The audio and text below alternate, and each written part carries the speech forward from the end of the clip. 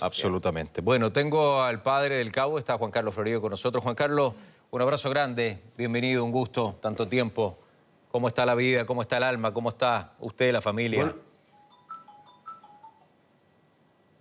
Buenos días, Rodrigo. La verdad que nosotros todavía seguimos sumidos en este duelo. Esto todavía está muy reciente. Y lo otro, que yo también me mantengo firme en lo que tengo que estar haciendo por clamar justicia con respecto a lo que se hizo con mi hijo. Escuchaba atentamente lo que decía la otra persona y efectivamente esa es mi lucha, responsabilizar a las personas más responsables en este tema, porque el asesino de mi hijo fue el autor material de lo que ocurrió en esta tragedia que nos tiene a nosotros asumidos en estos momentos. ¿Cuál es el fundamento, el fundamento final de esta arremetida contra los magistrados de la Corte de Apelaciones, Juan Carlos? ¿Cuál es tu fundamento para que podamos ir comprendiendo nosotros? Bueno, lo que pasa es que el día que murió mi hijo, yo me di cuenta que el sistema judicial nuestro en nuestro país está malo, están haciendo mal la pega. Porque lo que ocurrió con mi hijo ocurrió con la chica de Villa Alemana, ocurrió con el taxista que anda extraviado en Valparaíso, ocurrió con mi hijo y ha ocurrido con mucha gente más. Entonces yo siempre lo he dicho, aquí se equivoca un carabinero, se equivoca un funcionario de las Fuerzas Armadas y las penas al infierno. Y si lo damos de baja y si podemos darle una pena fictiva, también se la podemos dar. Pero ¿qué pasa con estas personas que tienen ese poder de poder dar un veredicto? Y cuando se equivocan, muere gente, como los casos que ya he mencionado. Entonces, esto es una impotencia tremenda, porque yo creo que aquí la justicia tiene que ser parejita. Así como lo hacemos con las instituciones que cumplen el trabajo de lidiar con la delincuencia y bajo los protocolos que ellos hacen, muchas veces terminan siendo dados de baja en la institución. Bueno, ¿qué pasa con esta gente que, de acuerdo a sus criterios, se equivocan y muere gente? ¿Quién los sanciona a ellos? ¿Quién da justicia por las personas como nosotros que quedamos con ese dolor que murió mi hijo? Si ese juez hubiese hecho lo que corresponde ese día y no le da ese beneficio a ese delincuente de estar con esa libertad condicional libre, ese hombre ese día no se estaba en la peluquería donde mi hijo tuvo que ir a hacer el procedimiento y hoy día estaría disfrutando a mi hijo. Claro, pero lamentablemente el criterio que él empleó no es primera vez que se equivocan. Sí. Te sigo la línea porque veía el caso y según lo que dice la historia, González Quesada, que termina dando muerte al cabo, anteriormente había sido condenado a 8 años de cárcel y gozaba de libertad condicional desde diciembre del 2021. Correcto. El homicida debía salir de la cárcel el 2024. Sí. O sea, en el 2016 ya había sido detenido por robo con intimidación, por el cual lo condenaron por 8 años de presidio. Entonces, ¿cómo se entiende esto, Alberto? Sí, y hay un antecedente que creo que es incluso aún más relevante y complementa al tuyo, que tiene que ver con que el informe de Gendarmería y la conclusión que llega a la Comisión de Libertad Condicional es que esta persona no se había rehabilitado, no estaba apta para estar en el medio libre. Entonces, es por ahí que, evidentemente, yo no soy el abogado de Juan Carlos, pero ahí es donde uno podría decir, acá hay una negligencia inexcusable, porque lo que se busca no es la equivocación, ¿ah? Porque uno se puede equivocar, un juez se puede equivocar, pero es distinto cuando tú te equivocas a sabiendas, con una ignorancia inexcusable. O sea, que no podías equivocarte, era tan claro que no podías equivocarte. Y eso es efectivamente lo que hay que probar para poder efectivamente condenar por este delito de prevaricación. O sea, al final, Juan Carlos, te termina dando mucho más rabia la situación, ¿no?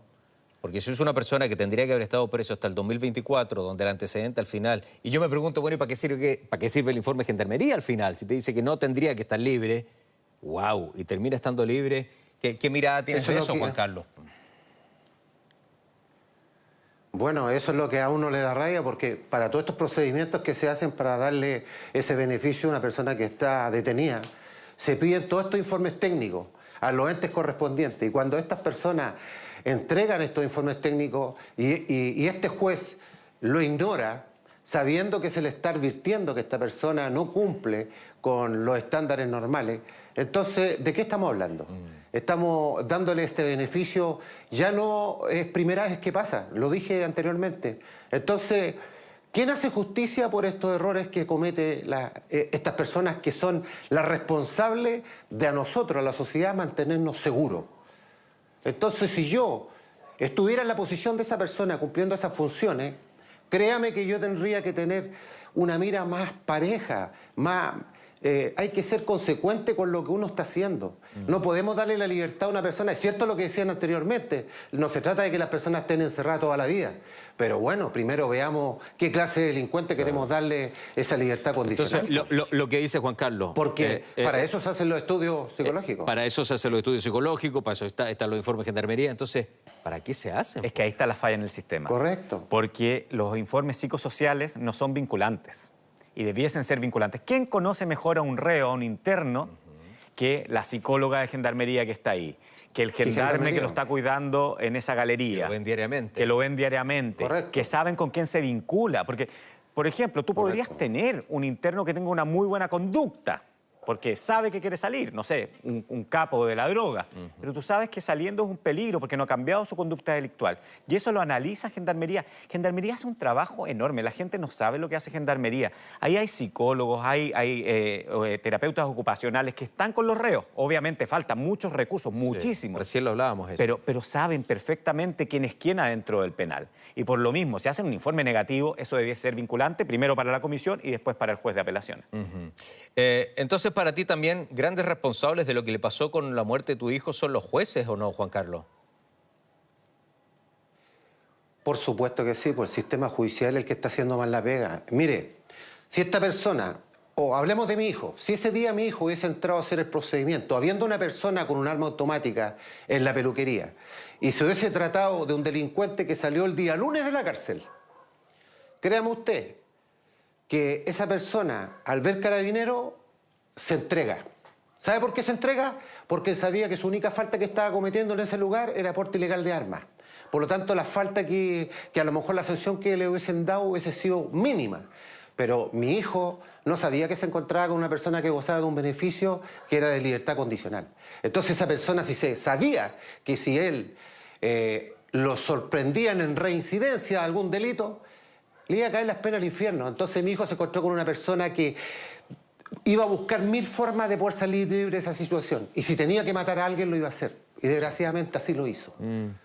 Entonces, cuando le damos este tipo de beneficio a estas personas actúan con ese criterio, porque salen a delinquir nuevamente. Entonces, si se van a ver envueltos en algún tipo de delito, créame usted que no van a tener ningún miramiento en salir de esas circunstancias, sea como sea.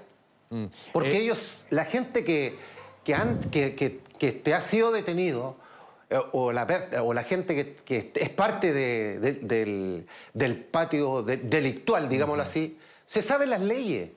Se saben las leyes. Entonces, yo le vuelvo a repetir, se hubiese tratado de un delincuente normal que sale libre el día lunes, se entrega.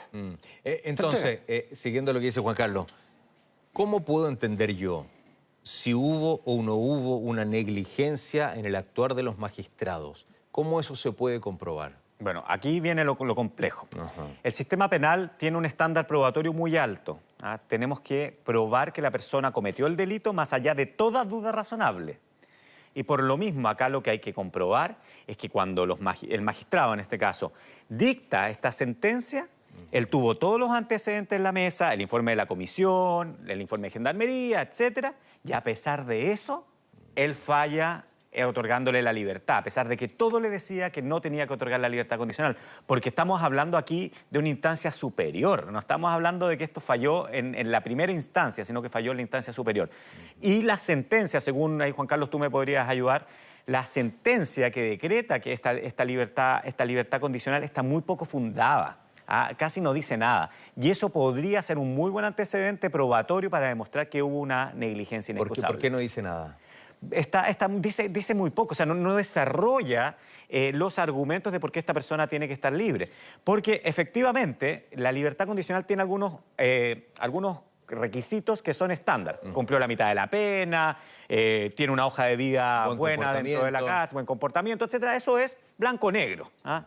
Pero el informe psicosocial es lo que debiese ser efectivamente lo que debiese marcarle la diferencia. ¿Qué te dicen tus abogados, Juan Carlos, en esto? Bueno, ellos en estos momentos están trabajando con los antecedentes que han ido recopilando. Yo todavía no estoy muy actualizado de cuáles fueron el 100% de las negligencias que se cometieron en el caso de mi hijo con respecto a la parte judicial. Pero sí, a mí me queda claro de que esa persona estaba cumpliendo una condena de 8 años, que no es una condena menor. Y una persona que está cumpliendo una condena de 8 años, estamos hablando de que es un delincuente peligroso. ¿Ya? Aquí no se trata de una persona que está cumpliendo una condena de 3 años y un día. Estaba cumpliendo 8 años. El prontuario que tiene esa persona es bastante grande. Entonces, yo creo que aquí se equivocaron los jueces. Se equivocaron los jueces. Y lamentablemente, no es primera vez. Acá con el relato de Juan Carlos, Alberto, la frase que le hemos mencionado muchas veces acá, incluso con mucha rabia, incluso con fiscales acá que lo han reconocido, se materializa la puerta giratoria acá entonces. O sea, absolutamente, sí. Bueno, el caso Hugo Bustamante, que fue peor, ahí eran 25 años la condena. 25 años y lo dejan libre a los 11. Entonces tú ahí dices, ¿qué está pasando? Entonces, finalmente el criterio es que tenemos las cárceles tan colapsadas, tan hacinadas, que tenemos que dar libertades condicionales. ¿Esa es la razón? No, no se debiera hacer eso. Ah, no se debiese, o sea, claramente esa no es la razón jurídica. ¿Ah? Entonces, eso es lo que... y yo agradezco lo que está haciendo Juan Carlos, porque eso es el debate que debiésemos tener. Las libertades condicionales tienen que ser para personas que demuestren que pueden reinsertarse en la sociedad, que es lo que debiese buscar todo sistema penal. Pero si una persona no se quiere reinsertar o no puede reinsertarse, no tenemos por qué poner al riesgo a tu hijo que falleció o a cualquiera de nosotros que el día de mañana nos podríamos encontrar con uno de estos delincuentes en la calle. ¿Qué se ha sabido de...? Claro. Así es. ¿Qué se ha sabido, Juan Carlos, de los encubridores de Julio Vidal y Marcela Gatica? Yo lo único que tengo hasta el momento conocimiento es que todo este plazo que se dio fue para justamente recopilar más antecedentes que pudiera ayudar a la Fiscalía a pelear por las penas máximas. Imagínense que esta persona que cometió este delito a lo mejor nunca había cometido un homicidio. Bueno, hoy día lo cometió. Y lamentablemente para mi criterio, y yo creo que para criterio de muchas personas, las personas que matan a otra persona no tienen derecho a vivir en sociedad, porque ya le perdieron el respeto a la vida humana. Entonces, cuando llegue el momento de que se abra nuevamente la sesión y tengamos que aplicar las penas, yo espero en Dios que se haga justicia y este desgraciado no vuelva a salir nunca más de la vida. Porque a mí, a mi familia y a mis 2 nietas le jodió la vida, para toda la vida.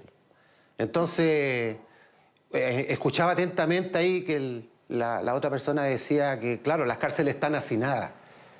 Yo le pregunto a usted, don Rodrigo, ¿le preocupa ese tema a usted? A mí, a las personas que trabajamos, que nos levantamos temprano todos los días, que nos trabajamos temprano a pagar impuestos, que llevamos una vida normal, alejado de la delincuencia. ¿Usted cree que a mí me preocupa que en un metro cuadrado hayan 10 personas durmiendo? Créame que no. Ellos eligieron estar ahí. ¿Me entiende? Lo mismo que está haciendo el presidente de ¿cómo se llama? ¿El Salvador? Que está del Salvador. ¿A él usted cree que le preocupa la cantidad de gente que está colocando en las cárceles y en las condiciones que los tiene durmiendo, habitando? Créame que no. A él no le preocupa. ¿Usted cree que a él le preocupa que los derechos humanos... Oiga, los derechos humanos estas personas los perdieron del momento que empezaron a no respetar a las otras personas. Entonces, ¿por qué tenemos que estar preocupados de los derechos humanos de una persona que le quitó la vida a otra? ¿Cómo se convive o con que eso, cometió Alberto? delito de violación hacia un menor.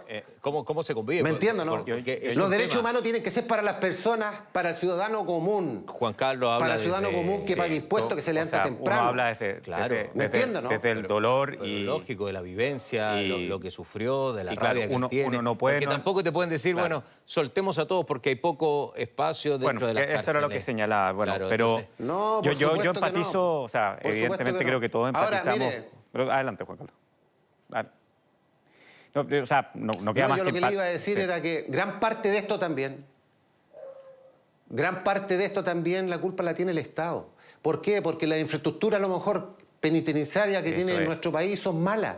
Aquí, si queremos realmente que esta gente pueda tener una buena reinserción en la parte social, bueno, trabajen con talleres, trabajen con psicólogos, Eso es. pero hagan la pega como corresponde, preparen a esta gente para que puedan salir a integrarse como corresponde a la sociedad. Y cuando esa persona cumpla con su delito como corresponde, que esa persona salga con los antecedentes limpios, porque él ya pagó por esa culpa, porque cuando la persona queda con antecedentes, se le cierran las puertas en todos lados.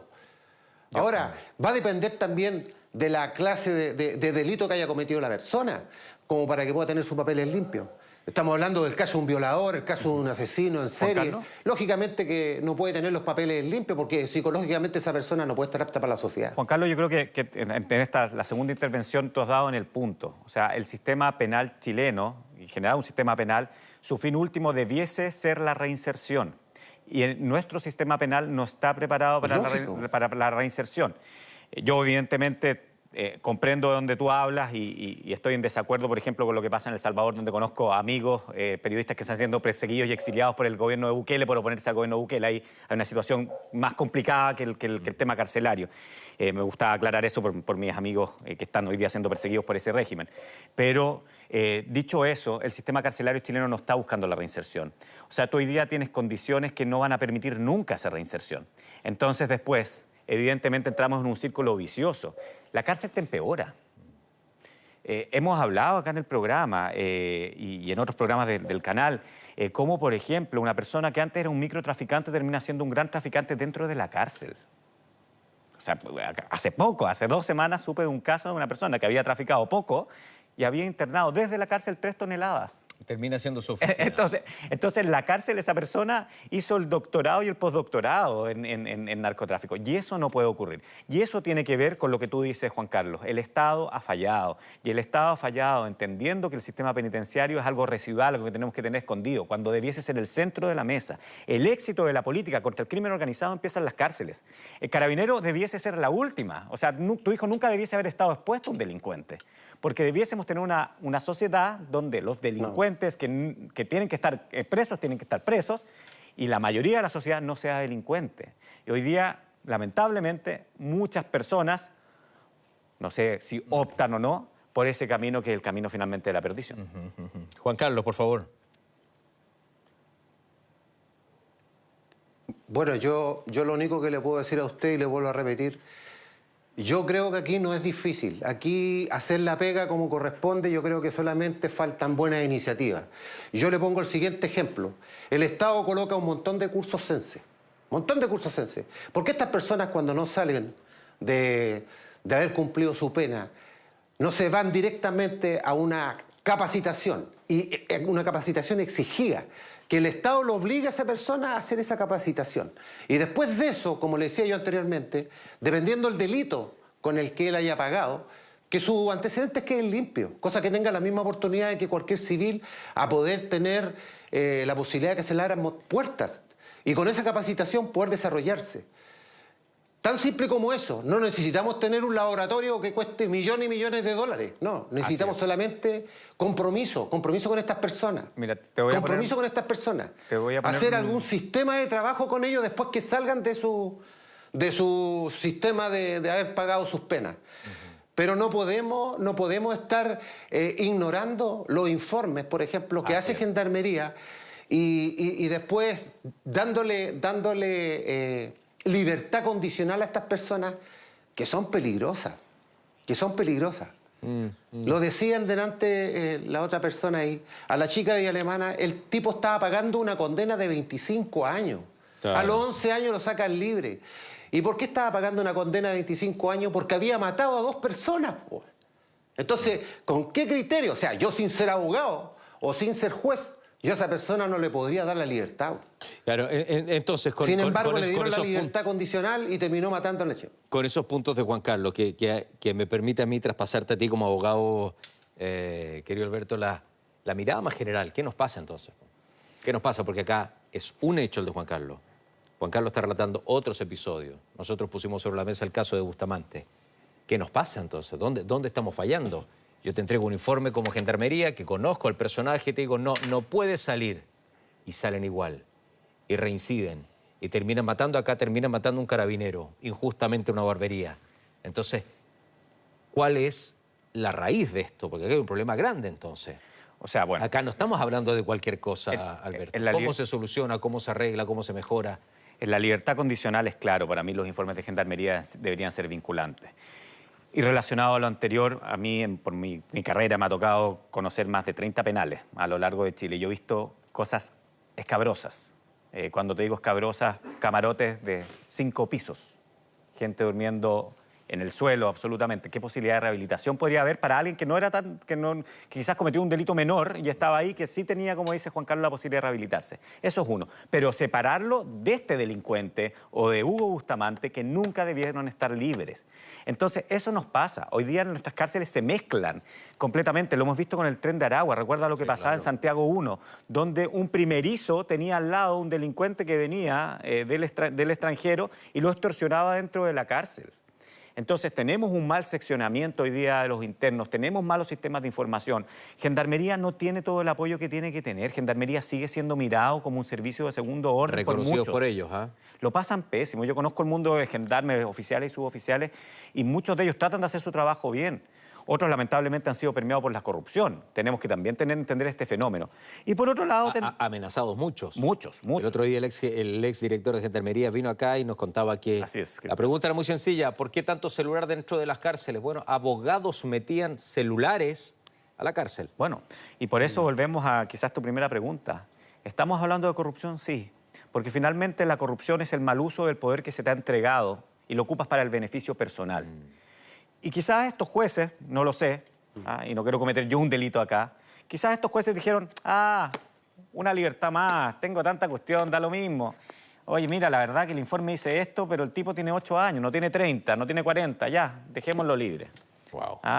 Y eso yo espero, Juan Carlos, que tus abogados puedan comprobarlo y que acá se marque una diferencia, porque si los jueces saben que pueden caer por el delito de prevaricación, las cosas cambian. El juez puede quedar inhabilitado si es condenado. Absolutamente. Juan Carlos, ¿cuáles son los pasos a seguir tuyos, de tus abogados? ¿Hacia dónde va encaminado esto en los próximos meses? Bueno, yo espero que lo que hemos estado conversando, yo lo único que espero es justicia. Si aquí se equivocó alguien, tiene que asumir la responsabilidad, porque, como le digo, aquí hay un actor material que va a cumplir sí o sí su condena. Pero esa persona nunca debe haber estado libre y ahí hay un responsable. Y ese responsable es el responsable de la muerte de mi hijo. Porque esa persona no debe haber estado ese día en la barbería. Y alguien lo puso ahí. ¿Me entiendes? Entonces yo veo aquí que si esto no se arregla, lamentablemente va a seguir pasando. Va a seguir pasando. Mire, yo le voy a poner un siguiente ejemplo. No es por ponerme de hablar política, pero ¿por qué yo le echo siempre la culpa al poder, al gobierno? Ahora estamos viviendo, próximamente vamos a tener unas elecciones acá en el país, 4 de septiembre. Estamos a días de tenerlas. Me puse a leer yo el borrador de la Constitución y me doy cuenta de que aquí se le está dando un montón de beneficios al delincuente. Inclusive van a poder hasta votar, y si pueden cumplir cargos públicos lo van a poder cumplir. Y resulta que una persona común como uno, para optar un trabajo, tiene que presentar papel de antecedentes. Entonces, ¿qué está pasando aquí? O sea, desde el poder político, para poder ganar puntos, mantenerse en vigencia, podemos jugar tan suciamente que tenemos que involucrar a personas que moralmente no pueden sufragar. No pueden sufragar. Voy a abrir la pantalla. No están preocupados de los intereses reales de la sociedad. Ajá. Voy a abrir la pantalla, Juan Carlos, porque hay mucha gente que quiere hablar de tu tema y me encanta eso, que se involucren respecto a lo que te está pasando, lo que tú estás hablando, lo que estás viviendo, lo que estás diciendo. Dice Pablo, otra vez la justicia falla. Todavía el país espera el informe porque el cabo David Florido fue solo con su compañero a revisar la situación en Pedro Aguirre Cerda. Si estaban disparando con armas de grueso calibre. ¿Te acuerdas, Juan Carlos, que hablamos del tema, que yo te lo planteé, te lo preguntaba? recién iniciando lamentablemente este periodo de investigación. Cuando yo te decía, según tu punto de vista, con tu experiencia, ¿fue mal ejecutado el procedimiento? ¿El procedimiento tendría que haber sido de otra forma? ¿Tu hijo tendría que haber ido mucho más resguardado al lugar? Mire, Carabineros es una institución muy profesional en lo que ellos hacen. Yo lo dije en una oportunidad, en una entrevista, a mí me tocó ir a misiones de paz, donde a mí Carabineros fue el que me instruyó en ciertas cosas para trabajar con muchedumbre. Ellos tienen la experiencia en esas cosas. Mi hijo era un profesional.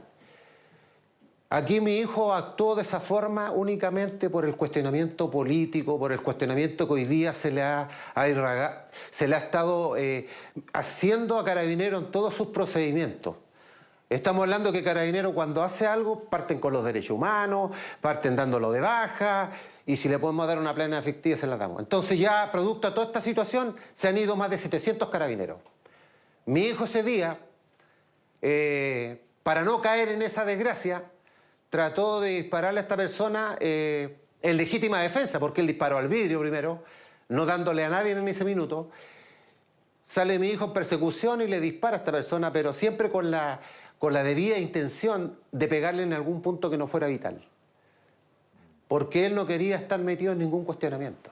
Porque tiene familia, tiene 2 hijas, y porque paga impuestos, y porque paga arriendo, y porque lleva la vida de cualquier ciudadano normal. Con la única diferencia que el trabajo de él tiene esa realidad. Está en riesgo las 24 horas del día.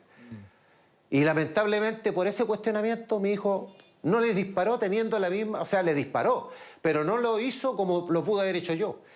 ¿Ya? Que a mí no me interesa el cuestionamiento. Yo no estoy ni ahí con lo que se está diciendo hoy día en la televisión, que los derechos humanos, que... ¿Por qué no? No, yo tengo otra visión de hacer las cosas. Aquí, si yo tengo... La Constitución a mí me da atribuciones y en legítima defensa yo puedo actuar, yo a ese desgraciado en ese minuto lo mato. Lo mato. Pero mi hijo no pensó así, po.